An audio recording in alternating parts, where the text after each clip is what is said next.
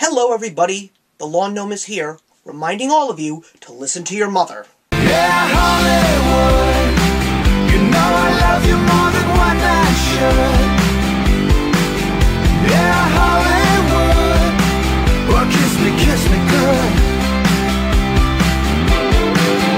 Yeah, Hollywood, you know I love you. So, I went to go see the Guillermo del Toro produced horror film, Mama, the story of two orphaned girls that are found in the wild, only to discover while they have been trained to try and adapt to a normal lifestyle in the world, there are still some bonds that can never be broken.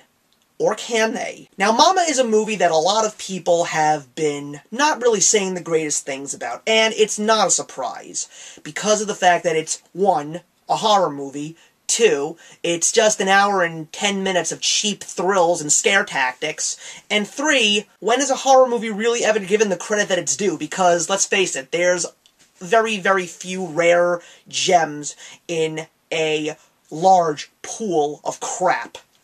However, whenever the name Guillermo del Toro pops up, there's gotta be something beautiful there. And you know something? Screw all you critics, screw all you haters, Mama was a great and enjoyable movie. Because Guillermo del Toro is the only man on this earth that knows how to turn something ugly into something artistic and beautiful. Yes, it had some jump scares. Jessica Chastain, she made an announcement that she did this role because she wanted to steer herself away from being typecasted. I still don't know why she says that, because in The Help and Zero Dark 30, she is two completely different characters, and unfortunately, I really didn't think she was great in this movie. Until the very, very end. But the story is such a rich, human story, and to really appreciate it, you really have to understand the concept of the psychological patterns of a child, the concept of imprinting, the concept of adaptability. The girls were what really drove this movie, especially the one named Lily. The whole story, if you really look at the movie, revolves around her, because she is really the bond to Mama.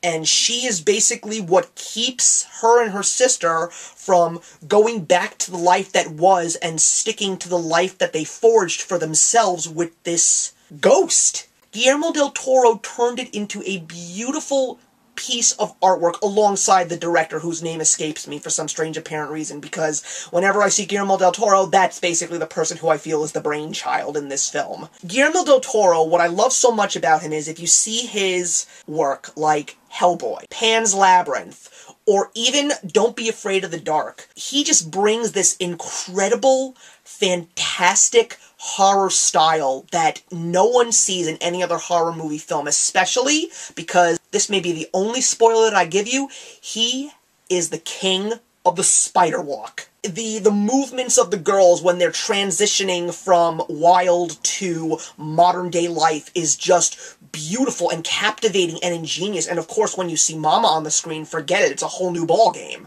I don't care what anybody says about this. If you're not a horror fan, you may not appreciate it. I mean, I saw The Woman in Black last year, another movie that I really thought was completely underrated, but if you are an appreciator of Guillermo del Toro and his mindset and his work, you will enjoy Mama. You really will. And I really enjoyed it.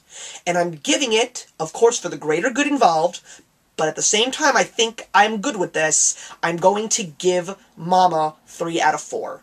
The question that I'm going to leave you is going to be the biggest news topic around movies today. They just made the announcement that Star Wars Episode 7, J.J. Abrams is directing. He is also directing, currently, the Star Trek franchise. Nerds across the world unite. Give me your feedback in any shape or form on your thoughts about this one man officially bridging the gap between these two extremely popular science fiction franchises.